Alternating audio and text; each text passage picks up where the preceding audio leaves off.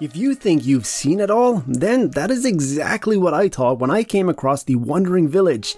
Yet another city builder. Yet another unfinished early access game. Ugh. But for you, I gave it a try, and let me tell you, I was so wrong.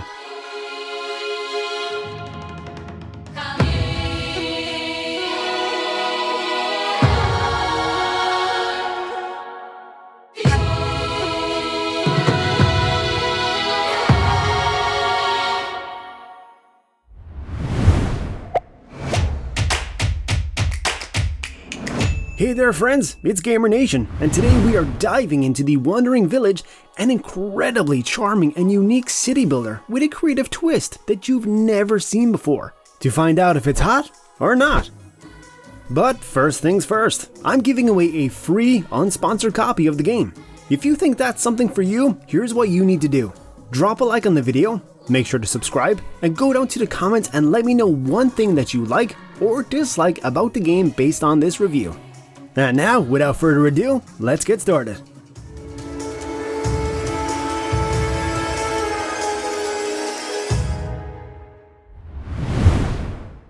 The Wandering Village is a city building simulation game developed by Stray Fawn Studio, which was recently released in early access on Steam.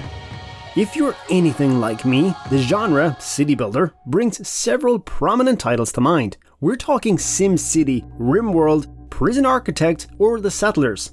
And yes, even Age of Empires can be considered a city builder to some degree. While it's not unfair to compare the Wandering Village to games such as these, there's more to the game than meets the eye. The visuals that this game has to offer are a real treat. The intriguing choices, like 2D characters in a 3D game world, make it stand out. At the same time, the general coloring and designs allow the game's inspirations to shine through. It'd be hard not to notice the influence of Studio Ghibli films, like Nazca of the Valley of the Wind and Princess Mononoke, on the game's design. The game's strange visual perspectives are unique and offer something unlike anything I've seen before, offering a sense of fresh nostalgia that's hard to brush off. The game is kinda like an onion, and by that I mean that it has many layers.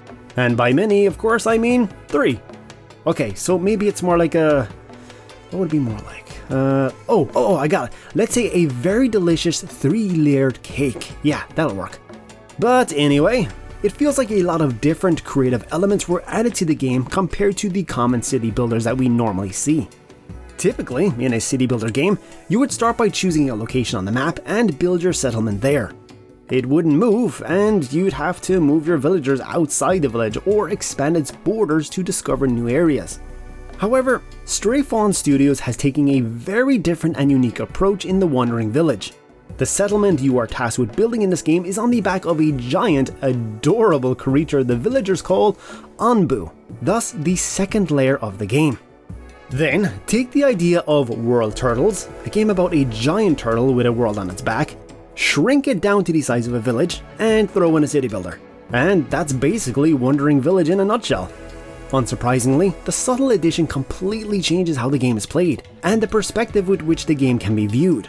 Your village is now a dynamic moving object within a vast and alluring world. That world, riddled with emerging species of poisonous foliage, is the game's 3rd layer. Now I know what you're saying, well, isn't that just 2 layers? The world is 1 layer, the Anbu with the village attached is the 2nd. The answer is, not exactly. Anbu isn't simply a moving piece of land, but a living, breathing creature. The interactions your village has with Anbu introduces an entirely distinct section of gameplay and features, which led me to view it as a fully fledged game layer. In case you're still not convinced, there are 3 different research trees within the game. 1 for the village, 1 for the resources, and yes, 1 specifically for our boy Anbu. The villagers and Anbu form a textbook symbiotic relationship. The villagers can feed and heal Anbu. In return, Anbu provides its steady building surface, navigational capabilities, and even resources that grow from its body. The research nodes in Anbu tree allow you to give Anbu new commands, unlock new ways of feeding and healing Anbu, and even pet him. How sweet is that? As you might expect, the village research tree contains methods of creating better housing, feeding the villagers more efficiently, and discovering new ways to tend the land on the back of Anbu. The resources tree, however, unlocks two types of things. You can unlock buildings that generate new materials, and nodes that buff your efficiency when foraging for materials on the ground below. Yes, you can actually send villagers onto the ground to forage for resources. Upon opening this game, you can't be blamed for expecting it to be a relaxing, laid-back simulation game with no risk of losing. However, at least in the case of Adept mode, that couldn't be further from the truth. It's surprisingly hard to keep up with the standard resource management systems in the village alone. Then consider maintaining a good relationship with Anbu, keeping the beast well rested and satiated, and determining which way to move along the world map. That is, of course, once you're actually able to choose where Anbu walks.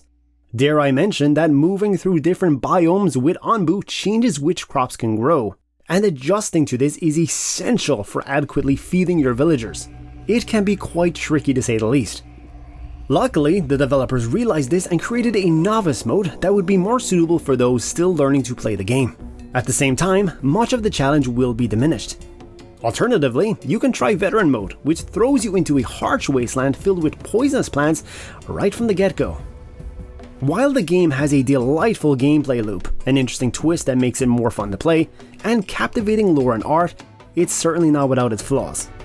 My most extensive critique of this game is its lack of depth in the prioritization system.